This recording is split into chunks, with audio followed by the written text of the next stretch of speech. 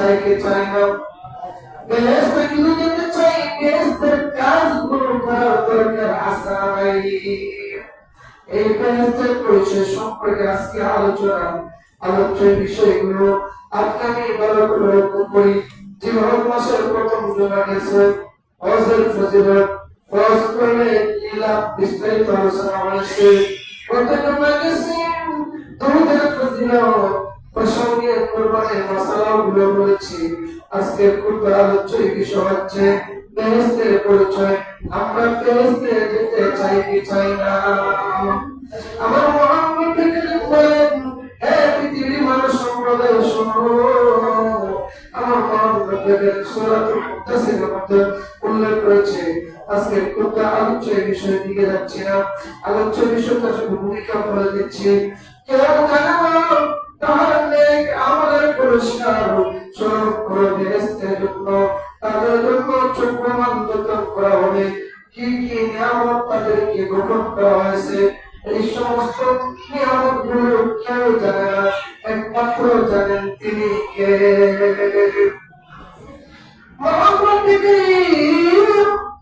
আপনাকে আমাকে যত বড় নিয়ামত দিয়েছি, এই নিয়ামতের প্রশংসা করো, নিয়ামতের বড় কীর্তন করো। আপনি বলতে পারবেন না, আমিও বলতে পারবো না, কারণ ধারণা করে আমরা আপনাকে চলি। তোমার দেহের মধ্যে যতগুলো রোগ রয়েছে, যতগুলো বস্তু রয়েছে, প্রত্যেকটা বস্তুকে আমি মুহাম্মদ কারীমের নিয়ামতটা সৃষ্টি করেছি। সবচেয়ে বড় নিয়ামত হলো চক্ষু, সবচেয়ে বড় নিয়ামত আপনার জন্য চক্ষু। যেমন ভাবে যার চক্ষু দৃষ্টি নাই সে বলতে পারবে এই দুনিয়ার জগৎটা কিরকম আছে।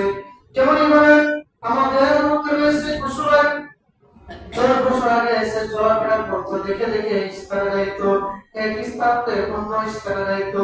আজকে 2-3 বছর হয়ে গেছে, তার চক্ষু দ্বারা কোনো কিছু দেখে না। তাকে যদি জিজ্ঞাসা করা হয় এখন চলতে ফিরতে কেমন লাগে, তখন সে তার মনের দুঃখটা প্রকাশ করবে। আপনি আমি যেমন ভাবে চক্ষু দ্বারা দেখি, আর দেখা আর আমাদের দেখা মধ্যে পার্থক্য আছে না নাই? যেমন পশুরাকে যদি প্রশ্ন করা হয় তোমার মধ্যে তুমি কি অনুভব করতে পারো, সে বলবে আমার রাত যেরকম দিনও সেরকম, রাত আর দিন আমার মধ্যে কোনো তফাৎ নাই।